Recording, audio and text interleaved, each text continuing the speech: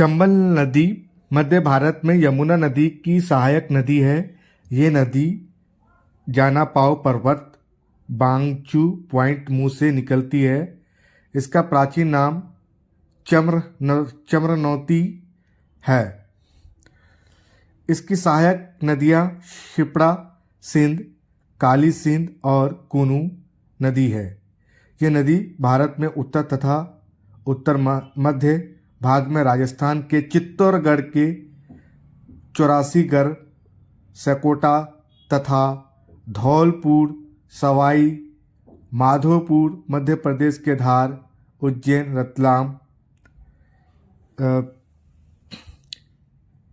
रतलाम, मंदसौर, भिंड, मुरैना आदि जिलों से होकर बहती है। ये नदी दक्षिण की ओर मुड़कर उत्तर प्रदेश राज्य में यमुना में शामिल होने के पहले राजस्थान और मध्य प्रदेश के बीच सीमा बनाती है। इस नदी पर 4 जल विद्युत परियोजना गांधी सागर, राणा प्रताप सागर, जवाहर सागर और कोटा बैराज कोटा चल रही है।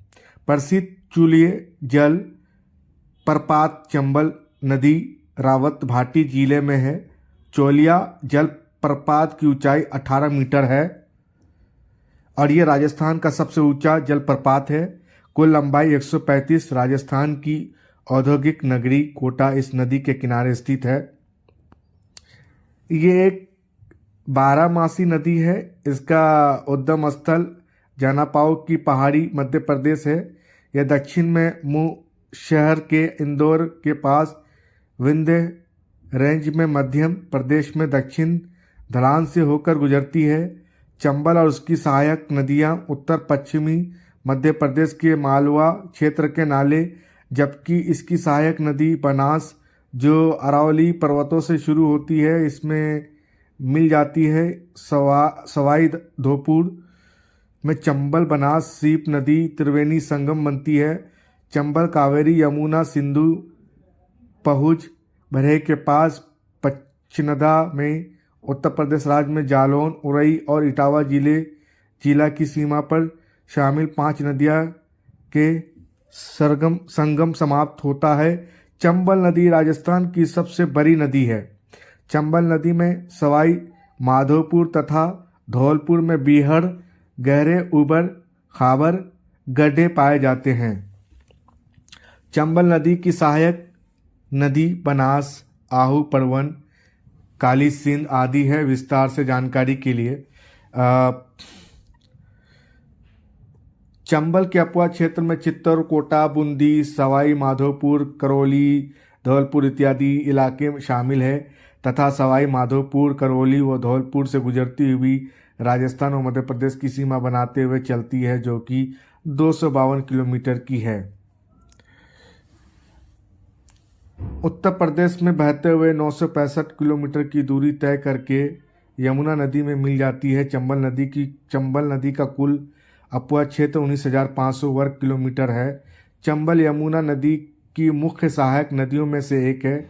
उत्तर प्रदेश के इटावा जिले के मुरादगंज के पास यमुना में मिल जाती है। महाभारत के अनुसार राजा रंती देव के यज्ञों में जो आर्द्रचम राशि इकट्ठा हो गई थी, उसी से ये नदी अद्भुत हुई थी। महानदी अर्थात इसके पश्चात सहदेव ने दक्षिण दिशा की विजय यात्रा के प्रसंग में चम्रनौती के तट पर जंभक के पुत्र को देखा, जिसके उसके पूर्व शत्रु वासुदेव ने जीवित छोड़ दिया था। सहदेव इसे युद्ध में हराकर दक्षिण की ओर अग्रसर हुए थे। इस नदी का उद्गम जनपऊ की पहाड़ियों से हुआ है।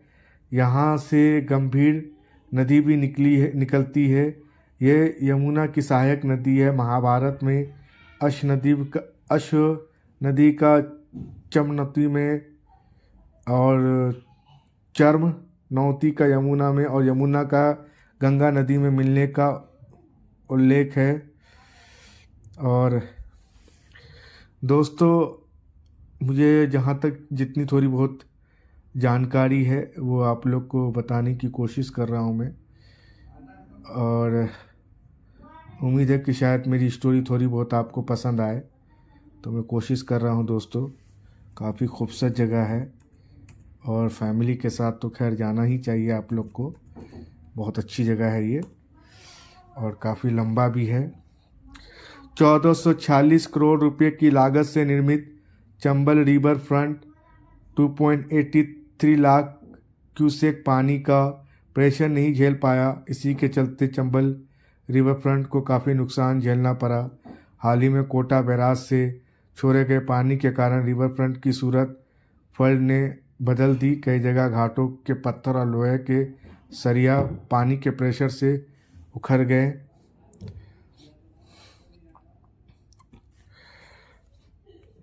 राजस्थान के कोटा ज़िले में चंबल रिवर फ्रंट की हर बारिश और मानसून में कोटा बैराज के सामने सांसें फूलती हुई नज़र आ सकती है। जब जब चंबल नदी में फ्लड आएगा या बैराज से पानी छोड़ा जाएगा तब तब रिवर फ्रंट में डैमेज टू होती हुई नज़र आ सकती है। हाल ही में 19 सितंबर को कोटा बैराज से 2.83 लाख क्यूसेक पानी छोड़ा गया था। 1446 करोड़ रुपए की लागत से निर्मित Chambal river front 2.83 lakh cusec पानी का प्रेशर नहीं झेल पाया। इसके चलते चंबल रिवर फ्रंट को काफ़ी नुकसान झेलना पड़ा। तो दोस्तों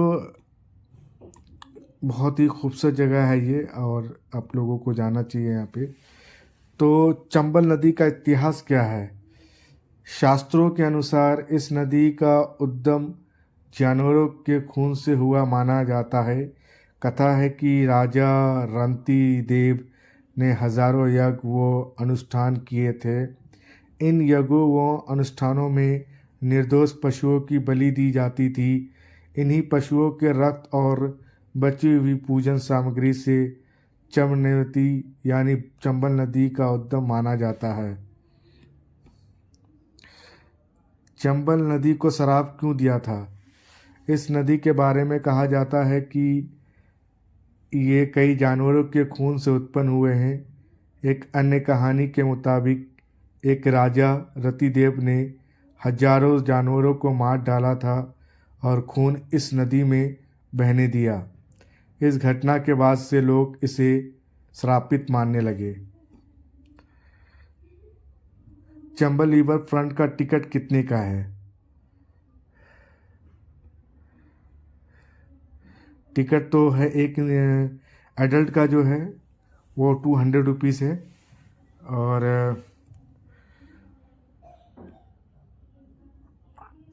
चंबल नदी क्यों प्रसिद्ध है?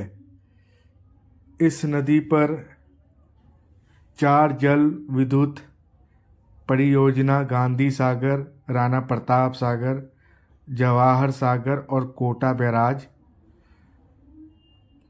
प्रसिद्ध चूल्हे जल प्रपात चंबल नदी रावत भाटा जिले में है। चोलिया जलप्रपात की ऊंचाई 18 मीटर है और यह राजस्थान का सबसे ऊंचा जलप्रपात है। कुल लंबाई 135। राजस्थान की औद्योगिक नगरी कोटा इस नदी के किनारे स्थित है।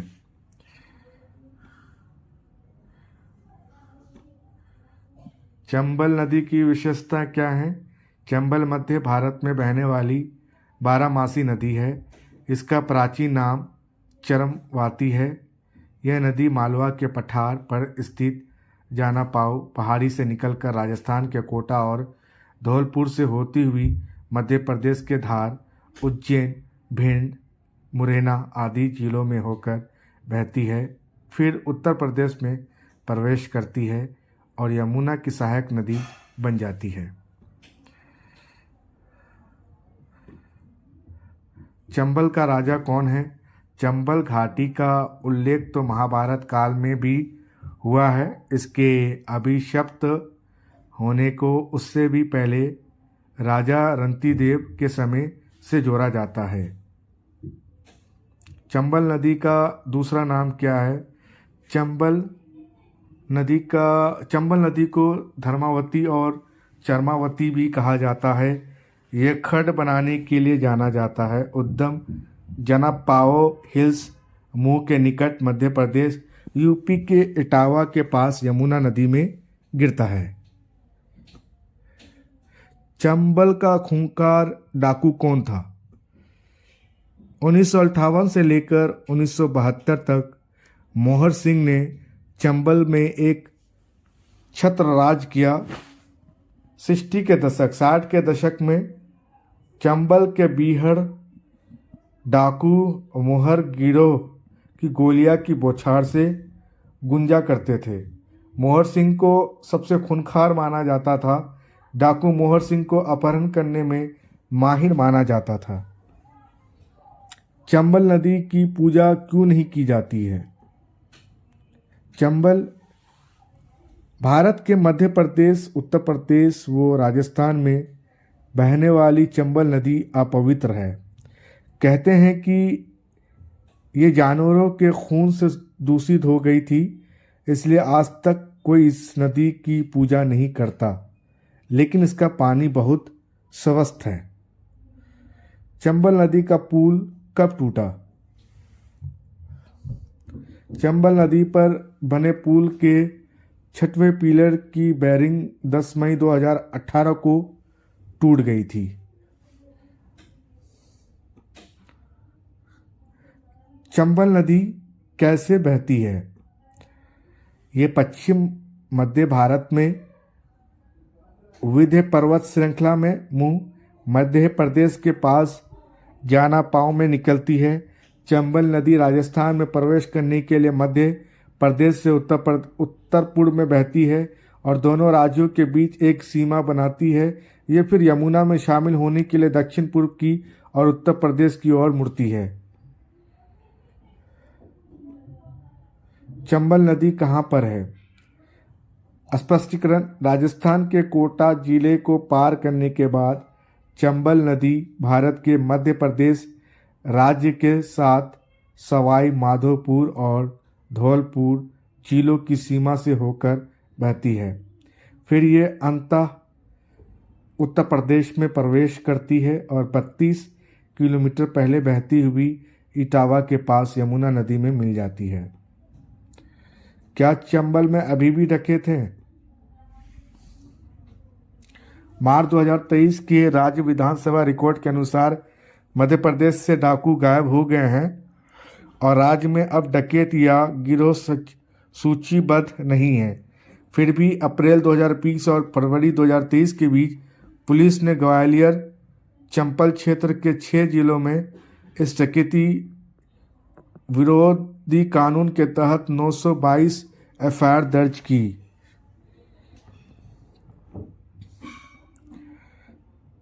चंबल नदी में क्यों नहीं करते स्नान?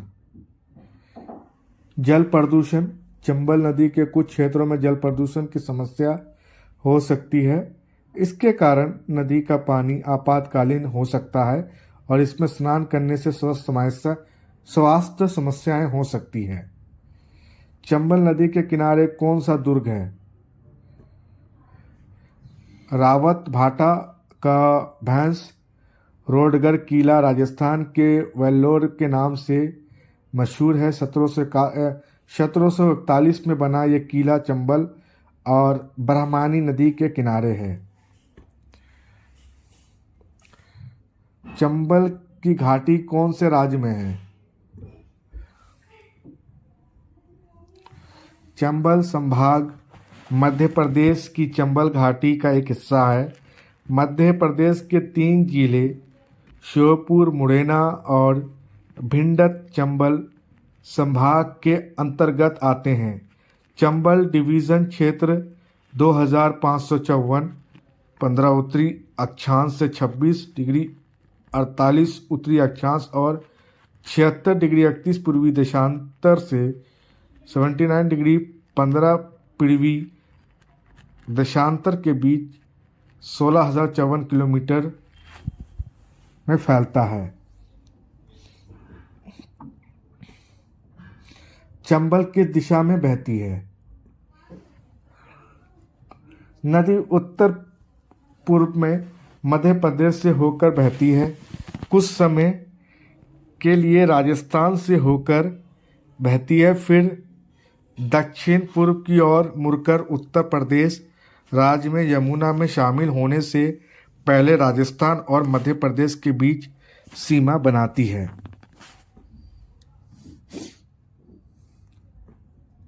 चंबल का पुराना नाम क्या है? चंबल नदी का प्राचीन नाम चर्मनोती है। इसकी सहायक नदियाँ शिप्रा सिंध, काली सिंध और कूनू नदी है। चंबल का जंगल कितना बड़ा है? चंबल अभयारण्य सवाई माधोपुर, कोटा, बूंदी, धौलपुर एवं करौली जिलों के अंतर्गत आता है। इसका क्षेत्रफल इसे राजस्थान राज्य सरकार ने 1983 ईस्वी में वन्य जीव अभयारण्य घोषित किया था।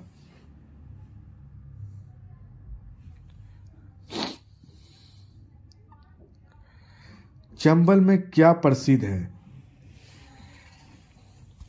खूबसूरत चंबल काली और सिंध नदियों के किनारे ऐतिहासिक शहर भिंड कई प्रसिद्ध स्मारकों के लिए जाना जाता है। मुख्य आकर्षण अटेर का किला है जिसे 1664 से 1698 के दौरान भदौरिया राजा बदन सिंह, महासिंह और भगत सिंह ने बनवाया था। चंबल घाटी का पहला डाकू कौन था? चंद अपनी सेना के साथ चंबल के रास्ते मालवा की ओर जाने वाले व्यापारियों से कर वसूलता था। कर देने से मना करने वालों को वो दंड भी देता था। कर वसूलों में क्रूरता से पेश आने की वजह से व्यापारियों ने उसके नाम के आगे चंड भी जोड़ दिया। अब वो डाकू चंद महासेन बन गया। चंबल यमुना से कहाँ मिलता है? चंबल नदी राजस्थान के दोस्तों काफ़ी लंबा स्टोरी है, क्योंकि अगर देखा जाए तो इतनी लंबी इनका एरिया है जो कह नहीं सकता हूँ मैं। और ख़ासकर वीडियो अगर बनाना चाहता तो ये और बड़ा बनता, लेकिन जिसके कारण जो है मुझे बहुत देखा जाए तो ये 10 घंटे का वीडियो है अगर टू बी ऑनेस्ट बताऊँ। लेकिन फिर भी मैं कोशिश कर रहा हूँ कि जहाँ तक हो सके मैं आप लोगों को शॉर्ट दिखाऊँ, क्योंकि इतना लंबा है ये इसका एरिया कि आप सोच ही नहीं सकते हैं। तो इसलिए मुझे थोड़ा टाइम लग रहा है बताने में। तो चलिए मैं आता हूँ पॉइंट पे। चंबल नदी राजस्थान के कोटा जिला को पार करने के बाद भारत के मध्य प्रदेश राज्य के साथ सवाई माधोपुर और धौलपुर जिलों की सीमा से होकर बहती है। फिर ये अंततः उत्तर प्रदेश में प्रवेश करती है और 32 किलोमीटर बहती है और इटावा के पास यमुना नदी में मिल जाती है।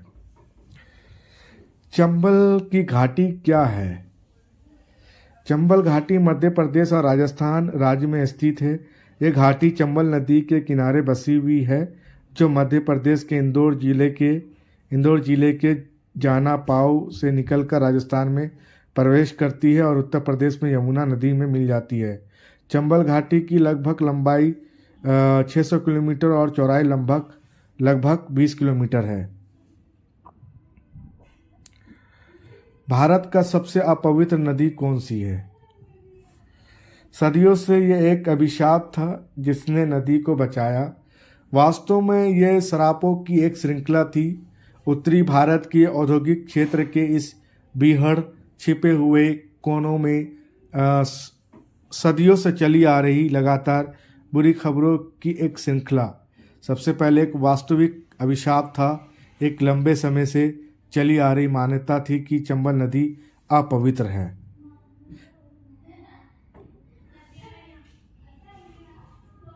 चंबल नदी का सबसे ऊंचा पुल कौन सा है? ऐसे में एकमात्र चंबल नदी पर बना पाली पुल ही आने जाने का जरिया बसता है। राजस्थान बॉर्डर पर पाली गांव के पास चंबल नदी पर बना ये पुल श्योपुर जिले का सबसे ऊंचा और लंबा पुल है। इस पुल का निर्माण साल 1995 में हुआ था। इसकी कुल दूरी कुल 600 मीटर है। चंबल नदी कौन से सागर में जाकर मिलती है? इस नदी के बारे में जानकारी दें। चंबल नदी का उद्गम मध्य प्रदेश की जानापाव की पहाड़ियों से होता है, जो विंध्याचल पर्वत का हिस्सा है, और नदी मध्य प्रदेश में बहते हुए राजस्थान से होते हुए उत्तर प्रदेश राज्य में यमुना नदी में मिल जाती है और यमुना गंगा नदी में मिल जाती है और गंगा बंगाल की खाड़ी में जा गिरती है। राजस्थान में सबसे छोटी नदी कौन सी है? इस नदी का नाम अरवाड़ी है। ये नदी राजस्थान में बहती है। इसकी लंबाई 90 किलोमीटर है। इसे देश की सबसे छोटी नदी कहा जाता है। दुनिया की सबसे लंबी नदी कौन है? दुनिया की सबसे लंबी नदी नॉर्थ ईस्ट अफ्रीका में बहने वाली नील नदी है। चंबल के बीहड़ क्यों बने? मध्य प्रदेश के मुरैना जिले में ही चंबल, कारी, आसन, सिंध जैसी नदियों के बहाव में भूमि के कटाव की प्रवृत्ति अधिक है। इससे न केवल ऊपर की उपजाऊ मिट्टी का कटाव होता बल्कि बीहड़ भी बनते चले जाते हैं।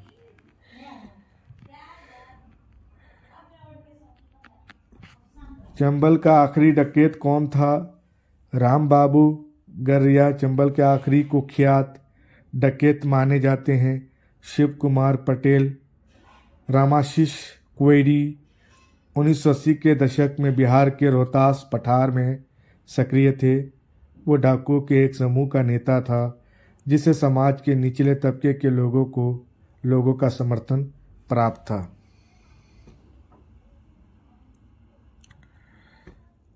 क्या चंबल की यात्रा करना सुरक्षित है? प्रसिद्ध रूप से दस्यु प्रभावित और यात्रा के लिए असुरक्षित माना जाने वाला चंबल दस्यु विरोधी अभियानों के बावजूद आज भी यात्रा के लिए असुरक्षित माना जाता है। इस घाटी की उत्पत्ति के बारे में कई कहानियां प्रचलित है।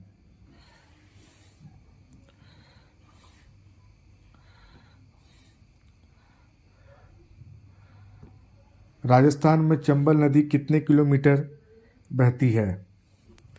चंबल नदी की कुल लंबाई 965 किलोमीटर है, जिसे मध्य प्रदेश, उत्तर प्रदेश व राजस्थान में यह बहती है, जिसमें राजस्थान में ही यह 376 किलोमीटर तक बहती है। चंबल की सहायक नदी शिप्रा सिंध, काली सिंध और कुनू नदी है।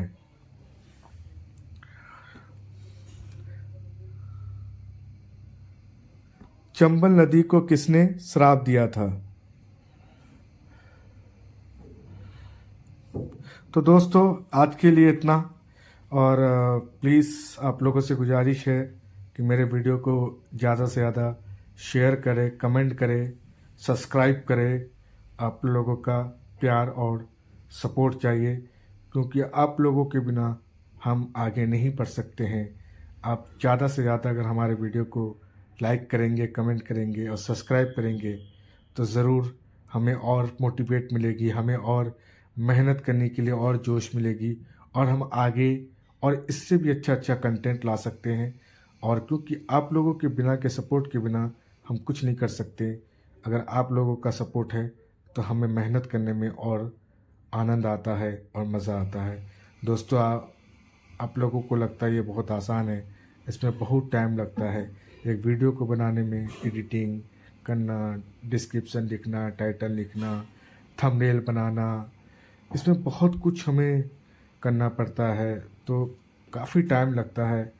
तो दोस्तों बहुत मेहनत करते हैं सिर्फ आप लोगों को एंटरटेनमेंट करने के लिए, और दुनिया का एक से एक हर चीज़ अच्छा से अच्छा नज़ारा आप लोग को दिखा सकूं।